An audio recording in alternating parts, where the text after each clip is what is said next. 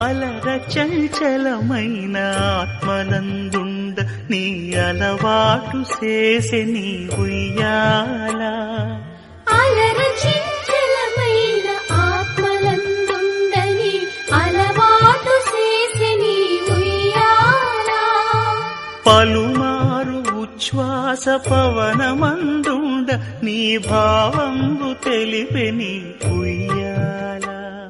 అలర చంచలమైన ఆత్మలందుండ నీ అలవాటు చేసే నీ ఉయ్యాల.